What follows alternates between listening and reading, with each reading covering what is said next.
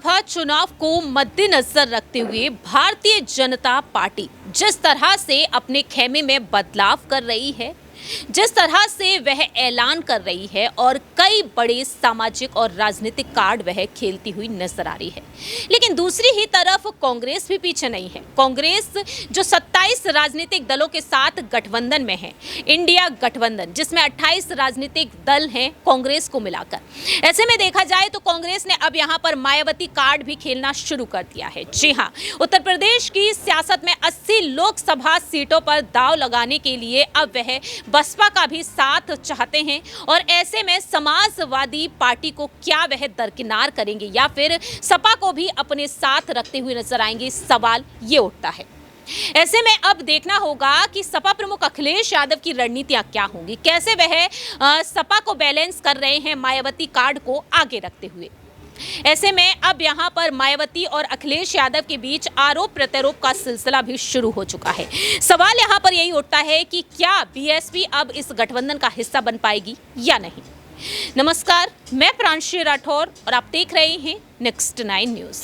दरअसल बीते कुछ दिनों पहले ही इंडिया गठबंधन की एक महा बैठक हुई थी और ये चौथी बैठक रही थी। इसमें पीएम फेस को लेकर चर्चाएं हुई कि पीएम कैंडिडेट के तौर पर किसे आगे करना चाहिए।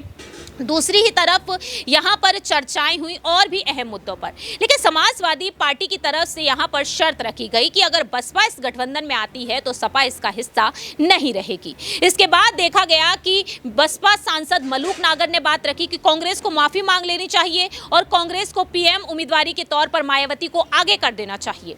दूसरी ही तरफ यहां पर कई ऐसे दिग्गज नेता रहे हैं जिन्होंने बयान देना शुरू कर दिया है। ऐसे में समाजवादी पार्टी से भी सवाल पूछे गए कि बसपा को वह इस गठबंधन में चाहते हैं या फिर नहीं। तो मैनपुरी से सांसद डिंपल यादव ने साफ तौर पर घुमा फिराकर बात कहते हुए इनकार कर दिया और दूसरी ही तरफ अखिलेश यादव कहते हैं कि आ भी जाती हैं तो भरोसे की गारंटी कौन लेगा। तो ऐसे में देखा जाए सियासी सरगर्मियां तेज हो गई। मायावती ने सोशल मीडिया पर ट्वीट कर दिया और अखिलेश यादव को नसीहत दे डाली कि पहले खुद के गिरेबान में झांकिए।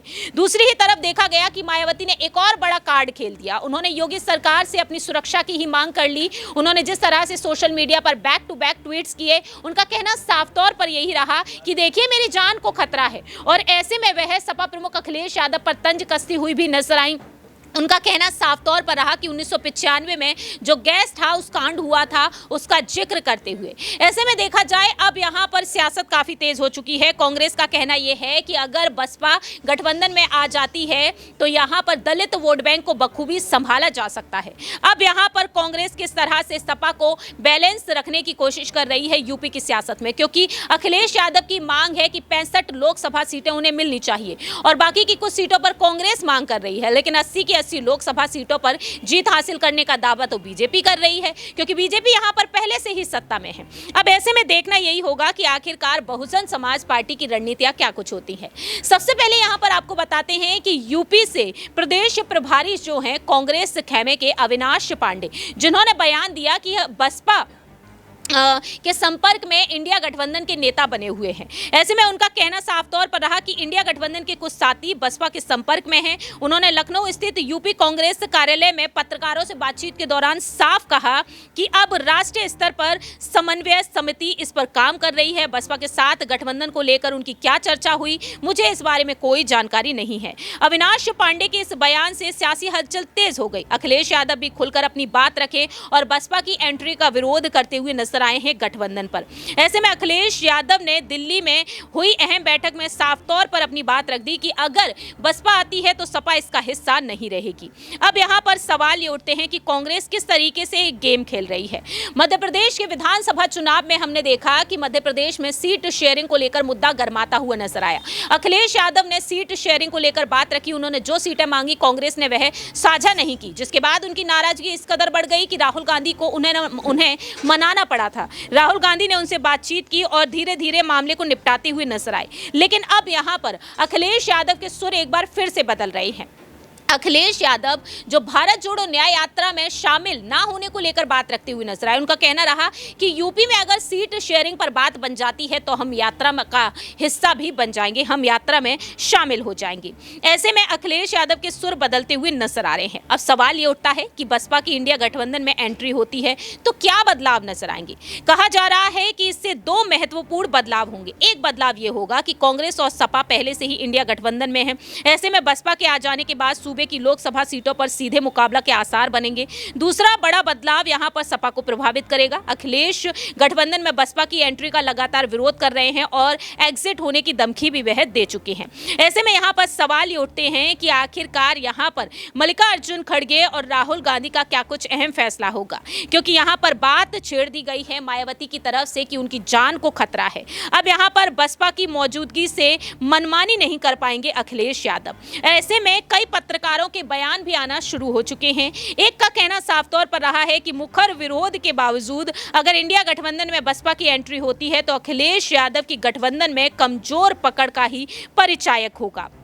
सपा अगर बसपा की एंट्री के बाद इंडिया गठबंधन में आती है तो अखिलेश अपनी मन की इतनी खुलकर नहीं कर पाएंगे और ये अखिलेश पर नकेल के लिए कांग्रेस और दूसरे दलों की रणनीति के तहत भी हो सकता है। और दूसरी ही तरफ यहां पर बड़ा विकल्प है सीट शेयरिंग को लेकर। इंडिया गठबंधन के घटक दल खासकर कांग्रेस अगर बसपा से गठबंधन के लिए बातचीत कर रही है तो ये एक तरह से तल्ख तेवर दिखा रहे हैं। अखिलेश पर प्रेशर बनाने की रणनीति के तहत भी हो सकता है। दूसरी ही तरफ कांग्रेस को शायद ये उम्मीद हो कि अखिलेश को बसपा से गठबंधन का विकल्प खुला होने की बातचीत जारी रखने का संदेश देकर अधिक सीटें पाने का दबाव बनाया जाए। प्लान बी यहां पर यह है कि कांग्रेस की रणनीति हो सकती है कि सीट शेयरिंग पर अगर सपा से बात नहीं बन पाए तो वह पार्टी के पास जो विकल्प रहेगा वो बसपा के साथ रहेगा और बसपा से गठबंधन के रूप में प्लान बी भी यहां पर मौजूद नजर आ रहा है। और शायद यही वजह है कि अखिलेश यादव यहां पर देखा जाए सुर बदलते हुए देखे जा रहे हैं कि कहीं ना कहीं जो यहां पर अब राजनीति खेलती हुई नजर आ रही है कांग्रेस, और इस राजनीति में देखा जाए तो अखिलेश यादव अब निशाने पर आ चुके हैं।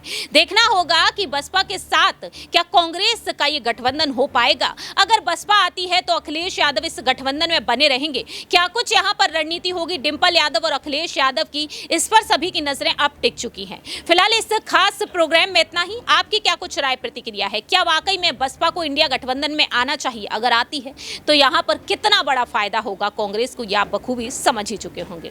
इस खास रिपोर्ट में इतना ही। बाकी की तमाम अपडेट्स के लिए देखते रहिए नेक्स्ट 9 न्यूज़। बसपा अगर इंडिया गठबंधन में शामिल नहीं होती तो उसकी परिकल्पना पूरी नहीं की जा सकती। तो इसको लेकर समाजवादी पार्टी आचार्य प्रमोद कृष्णन कांग्रेस के वरिष्ठ नेता हैं, उन्होंने कहा स्थानीय दलों को बताया दीमक। मैं समझती हूँ कि इंडिया गठबंधन में समाजवादी पार्टी शुरू से रही है और अब हमें ये देखना है कौन मजबूती के साथ भाजपा से लड़ सकता है। और मेरा मानना है कि हम जिस गठबंधन में है हम उस गठबंधन में बढ़िया करेंगे और जो सीट जहां से जो जीतने लायक होगा उन्हीं को सीट दी जाएगी, जिससे कि मजबूती के साथ भाजपा के सामने खड़े दिखाई दे। जैसे कयास लगाया जा रहा है कि 30 सीटें मांग रही है यूपी के अंदर, ये आपका आकलन है, मैं नहीं समझती हूँ ऐसी कोई बात। जैसे कयास लगाया जा रहा है कि कांग्रेस को हटाने की काम कर रही है सपा या बीजेपी। हमारे सामने हमारा जो पार्टी है जिसके साथ हमें लड़ना है वो भाजपा है और बहुत मजबूती के साथ लड़ना है। तो मैं समझती हूँ इंडिया ब्लॉक भी ये बात समझती है कि भाजपा को जो हराएगा कैंडिडेट उसी का साथ दिया जाएगा, उसी का समर्थन किया जाएगा।